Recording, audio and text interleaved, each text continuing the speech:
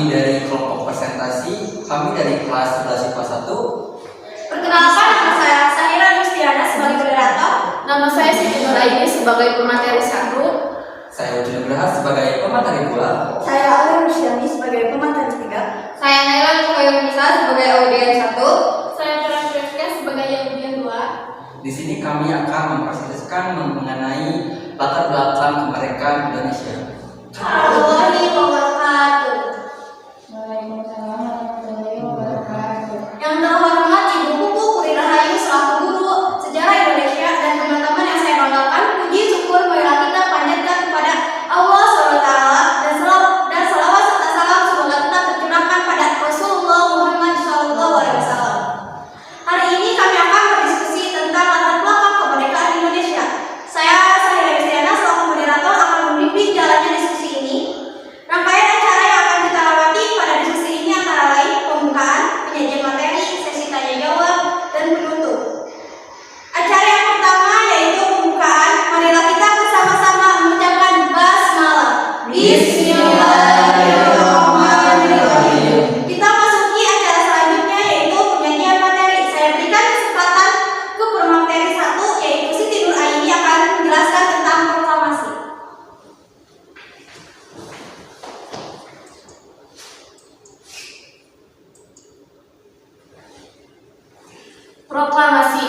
Proklamasi kemerdekaan Indonesia dilaksanakan pada hari Jumat 17 Agustus 1945 Masehi atau tanggal 17 Agustus 2605 menurut tahun Jepang, yang dibacakan oleh Soekarno dengan didampingi oleh Dr. Andes Muhammad Hatta, bertempat di Jalan Pegangsaan Timur nomor 56 Jakarta Pusat. Sebelum terjadi peristiwa proklamasi, terjadi peristiwa-peristiwa. Salah satunya adalah peristiwa Rengas Dengklok. Peristiwa Rengas Dengklok adalah peristiwa penculikan terhadap Soekarno dan Hatta, yang dilatar belakangi oleh perbedaan pendapat antara golongan muda dan golongan tua. Golongan muda berpendapat bahwa Indonesia merdeka pada tanggal 16 Agustus 1945, tetapi golongan tua ingin memerdekakan Indonesia pada tanggal 18 Agustus 1945. Alasannya adalah karena alasan pasukan muda menculik Soekarno dan Hatta adalah agar tidak terpengaruh oleh Jepang untuk memerdekakan Indonesia. Saya berikan kesempatan ke pemateri kedua, Ujun Nugraha, yang akan menjelaskan latar belakang kemerdekaan. 1945. Ada yang tahu nggak di tahun ini ada apa? Pantun. Pada tahun 1945 perginya pasukan Jepang. Kekaisaran Jepang mulai beroperasi untuk melepaskan Indonesia atas kekalahan Jepang terhadap pasukan sekutu. Keluarnya pasukan Jepang dari tanah air membuat wilayah Indonesia dalam kondisi vakum, di mana tidak ada bangsa yang sedang menguasainya, meskipun bangsa Belanda yang tidak sabar untuk mengambil kembali kekuasaannya di tanah air.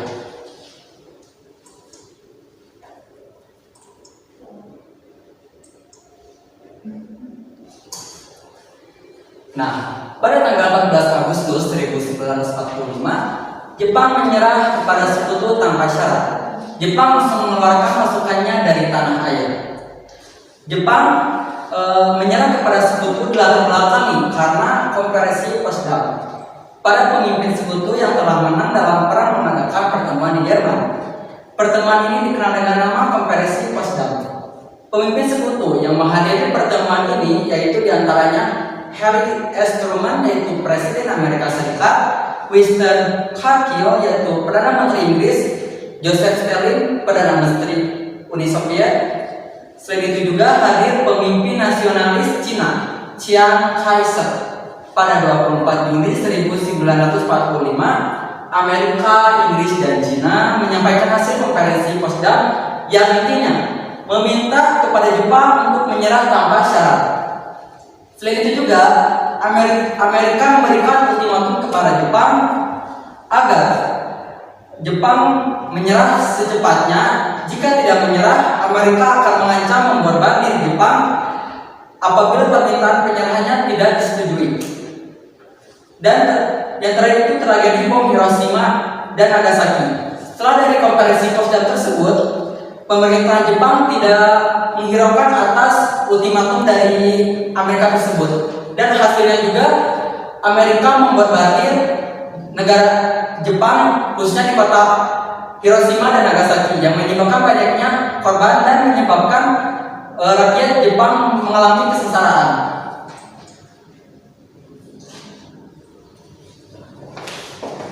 Saya berikan kesempatan ke pemateri ketiga, Nadia Musyami,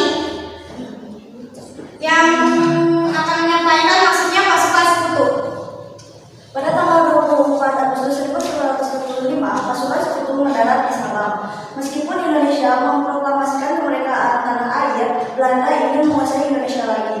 Indonesia langsung menginformasikan TNI atau Tentara Negara Indonesia untuk melawan ancaman yang diajukan oleh sekutu.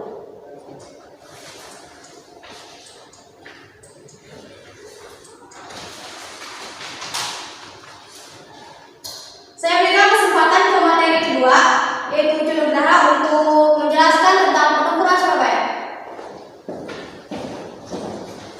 Baik, saya ke sini. Nomornya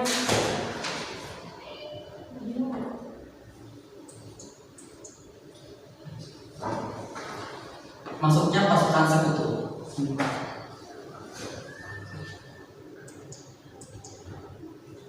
Salah satu dari masuknya pasukan sekutu yaitu mendarat di Surabaya, yaitu terjadinya pertempuran Surabaya.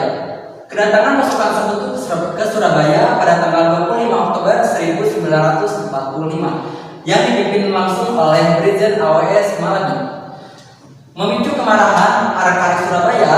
Hal ini terjadi karena tentara sekutu membebaskan tahanan di penjara di Kalisosok, menduduki pangkalan udara Tanjung Karang dan gedung Internatio. Para pemuda pun melawan dan menimbulkan pertempuran bersenjata yang menewaskan Brigjen AWS Melvin tewas. Selain dari ini juga ada faktor yang mempengaruhi adanya pertempuran Surabaya. Yang pertama itu karena pada tanggal 25 September 1945 tentara sekutu dan Nica mendarat di Surabaya. Mereka mengibarkan bendera merah putih biru atau bendera yang kita kenal sebagai bendera apa? Bendera Belanda yang bertepatan di Hotel Yamato. Dari tindakan orang-orang Belanda tersebut yang menyinggung perasaan rakyat dan para pejuang Surabaya, para pemuda pejuang pun menurunkan bendera tersebut dan merobek yang warna birunya, kemudian mengibarkan kembali sebagai bendera merah putih. Setelah meninggalnya atau tewasnya Brigjen AWS Melbi, Mayor Jenderal RC atau Marsek, komandan pasukan sekutu tanpa berunding dahulu dengan pihak Republik Indonesia mengeluarkan ultimatum agar para pejuang Surabaya meletakkan senjata dan menyerah selambat-lambatnya pada tanggal 10 November 1945. Nah, jadi dari tewasnya AWS Melbi, Jenderal RC Marsek pun marah dan memberikan ultimatum kepada pejuang Surabaya untuk menyerah selambat-lambatnya pada tanggal 10 November. Namun, setelah memberikan ultimatum tersebut, para pejuang Surabaya tidak tertipu sedikit. Karena pada saat itu Bung Tomo selaku pemimpin perjuangan rakyat Surabaya berpidato dengan berapi-api untuk membakar semangat agar pejuang sampai titik darah penghabisan. Demikian pula Gubernur Surabaya yaitu Soeharto pada 9 November 1945 berpidato melalui siaran radio memberi semangat kepada para pejuang untuk mempertahankan daerahnya. Dan pada hari H, yaitu pada hari 10 November 1945, sekutu menggempur kota Surabaya mulai dari laut, darat, dan udara. Pasukan Inggris memulai aksi membersihkan dan berdarah sebagai hukuman di seluruh pelosok. Namun, arek-arek itu tidak sedikit pun membuat para pejuang Surabaya ketakutan. Mereka dengan penuh patriotik dan heroik terus bertempur menghadapi pertempuran tentara sekutu. Dan dalam waktu 3 hari, separuh kota berhasil dikuasai oleh pihak sekutu, tetapi pertempuran baru berakhir setelah 3 minggu kemudian.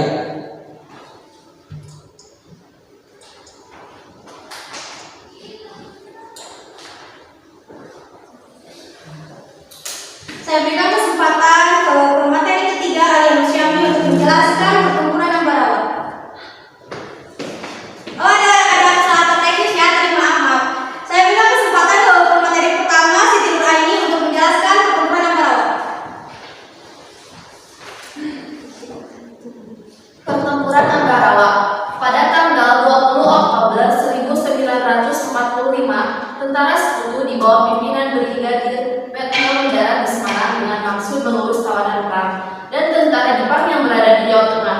Kedatangan Sekutu ini diwakili dari pihak tentara Inggris. Kedatangan Sekutu ini mulanya disambut baik, bahkan Gubernur Jawa Tengah Mr. Wong Sonunegoro menyepakati agar menyediakan bahan makanan dan keperluan lain bagi kelancaran tugas Sekutu. Sedangkan Sekutu berjanji tidak akan mengganggu kedaulatan Republik Indonesia. Tetapi Sekutu ingkar janji dengan perjanjian itu. Akhirnya pada tanggal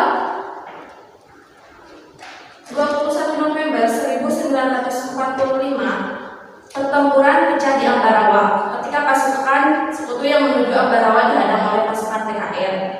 Serangan gabungan TKR akhirnya dilancarkan pada tanggal 12 Desember 1945. Setelah bertempur selama 4 hari, TNI berhasil memukul mundur tentara Sekutu dari Ambarawa.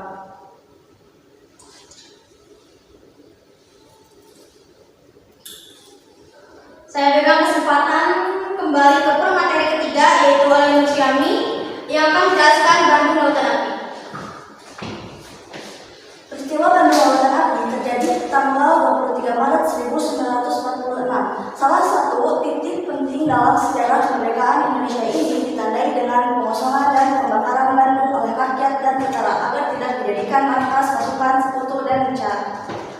Pada 21 November 1945, Sekutu mengeluarkan ultimatum yang berisi tentang penduduk harus mengosongkan Bandung Utara dan pindah ke selatan hingga batas waktu 2 hari, yaitu pada 29 November 1945. Ultimatum tersebut tidak dihiraukan oleh para pejuang Bandung. Sebagai akibatnya terjadi insiden antara Sekutu dengan para pejuang Bandung. Pada 23 Maret 1946, Sekutu kembali mengeluarkan ultimatum yang berisi memerintahkan pasukan bersenjata RI meninggalkan Bandung Selatan sampai radius 11 km dari pusat kota hingga 24 Maret 1946.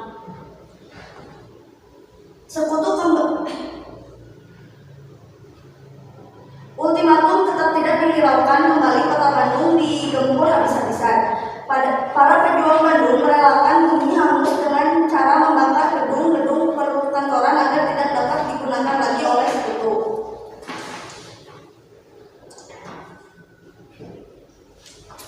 Saya berikan kesempatan kembali untuk pemateri kedua Uti Nugraha yang akan menjelaskan tentang Linggar Jati.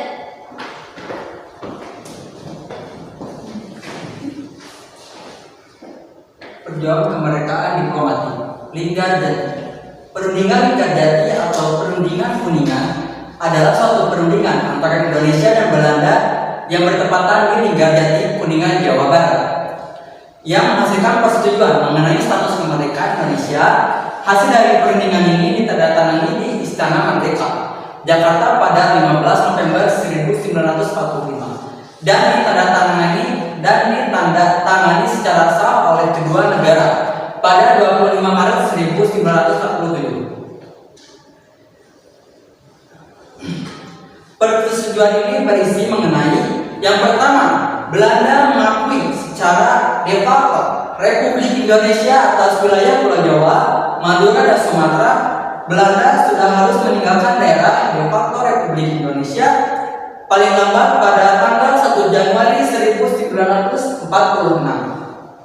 Yang kedua, Republik Indonesia dan Belanda sepakat akan bekerja sama membentuk negara Indonesia Serikat dengan nama Republik Indonesia Serikat yang disingkat menjadi RIS, yang salah satu negara bagiannya adalah Republik Indonesia. Dan yang terakhir, yang ketiga adalah bagian Indonesia Serikat atau RIS, dan kerajaan Belanda akan menjadi Uni Indonesia Belanda dengan mahkota kerajaan Belanda sebagai kepala Uni Indonesia Belanda.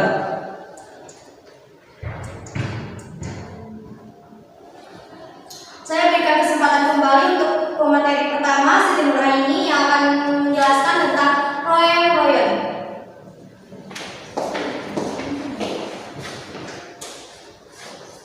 Royong, sebuah perjanjian antara Indonesia dengan Belanda yang dimulai pada tanggal 17 April 1949 dan akhirnya ditandatangani pada tanggal 7 Mei 1949 di Hotel Des Jakarta.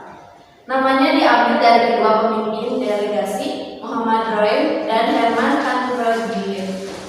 Maksud pertemuan ini adalah untuk menyelesaikan beberapa masalah mengenai kemerdekaan Indonesia sebelum konferensi Meja Bunda di Den Haag pada tahun yang sama. Pada tanggal 23 Maret 1949, Dewan Keamanan PBB mengirim kawat kepada Belanda yang isinya adalah 1. Dewan Keamanan PBB akan memberikan bantuan agar tercapai pelaksanaan resolusi DKPBB pada tanggal 28 Januari 1945, terutama tentang penghentian aksi militer Belanda dan pengembalian para pemimpin Republik Indonesia ke Yogyakarta. Kedua, menetapkan pada tanggal, waktu, dan syarat-syarat penyelenggaraan KMB di Den Haag agar dapat diselenggarakan secepatnya. Adapun dampak dari hasil persetujuan Royong antara lain sebagai berikut. 1. Belanda harus meninggalkan Yogyakarta. 2. TNI memasuki kota Yogyakarta. 3. Presiden dan Wakil Presiden kembali ke ibu kota Republik Indonesia di Yogyakarta. 4. Panglima Besar Jenderal Sudirman kembali ke Yogyakarta dari tempat persembunyiannya. 5. PDRI mengembalikan mandatnya kepada pemerintah Republik Indonesia di Yogyakarta. Saya beri kesempatan kembali untuk pemateri ketiga Ayam Syami untuk menjelaskan tentang Meja Bunda.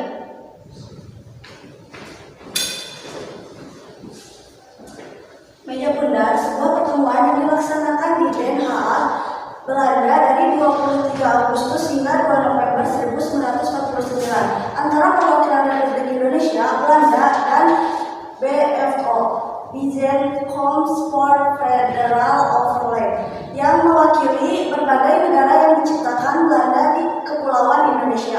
Sebelum konvensi ini berlangsung, 3 pertemuan tingkat tinggi antara Belanda dan Indonesia, yaitu Perjanjian Linggadati 1947, Perjanjian Renville 1948, dan Perjanjian Royong 1949. Konvensi ini berakhir dengan berbagai kesediaan berhasil mengambil keputusan sebagai berikut. Kerajaan Belanda menyerahkan kedaulatan Indonesia secara penuh dan tanpa syarat kepada Republik Indonesia Serikat. Pelaksanaan penyerahan kedaulatan akan dilaksanakan paling lambat 30 Desember 1949. Masalah Papua ditunda dan akan diadakan perundingan lagi dalam waktu 1 tahun setelah penyerahan kedaulatan kepada RIS. Status RIS dan Kerajaan Belanda terkait dalam Uni Indonesia Belanda yang dikepalai Ratu Belanda. Kapal-kapal perang Belanda akan ditarik dari Indonesia dan beberapa korvet akan diserahkan kepada RIS, dan tentara Belanda akan ditarik dari Indonesia dan akan dilakukan pembubaran antara KNIL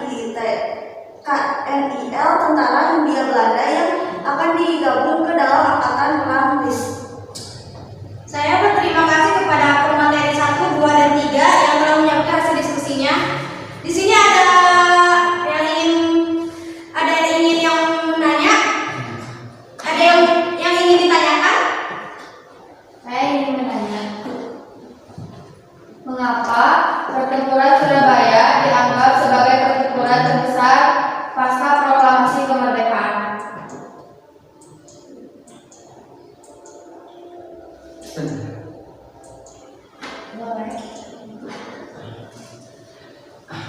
Terima kasih kepada Naila Hermanisa yang telah memberikan pertanyaan kepada pemateri 1, 2. Baik, saya akan menjawabnya. Kenapa pertempuran Surabaya ditandai dengan pertempuran yang besar-besaran? Karena pertempuran Surabaya merupakan pertempuran terbesar pasca proklamasi. yang dalam belakangnya atau menyebabkan pertempuran ini banyak melibatkan pasukan tentara dan banyak menimbulkan korban jiwa. Mengapa dikatakan pertempuran besar-besaran yang tadi saya sebutkan, yaitu karena melibatkan pasukan tentara dan korban yang ditimbulkan itu banyak. Setidaknya 6.000 hingga 16.000 pejuang dari pihak Indonesia meninggal dan 200.000 rakyat sipil meninggal di Surabaya. Pertempuran pedagang di Surabaya yang menelan banyak korban tersebut telah menggerakkan perlawanan rakyat di seluruh Indonesia untuk melakukan perlawanan. Nah, jadi seluruh rakyat berjuang bersama, tidak memandang perbedaan antara golongan, tingkatan, agama, dan paham. Mereka semua bersatu ketika Indonesia dalam keadaan terancam. Terima kasih kepada pemateri kedua yang telah menjelaskan, menjawab pertanyaan dari Lila Hirunisa. Dan ada lagi yang akan bertanya? Saya. Silakan. Mengapa kemenangan Ambarawa mempunyai arti penting? Terima kasih kepada Kak Rizka yang telah bertanya. Kemenangan Ambarawa mempunyai arti penting karena letak kota itu sangat strategis. Jadi jika musuh menang dan menguasai wilayah di Jawa Tengah, maka akan ada 3 kota di Jawa Tengah yang dikuasai, yaitu Surakarta, Magelang, dan Yogyakarta. Terima kasih untuk pemateri ke-1 yang telah menjawab pertanyaan Kak Rizka. Dan kita akhiri aja ya. Kita akhiri. Demikian diskusi kelompok kami. Mari kita mengucapkan hamdalah bersama-sama. Alhamdulillah.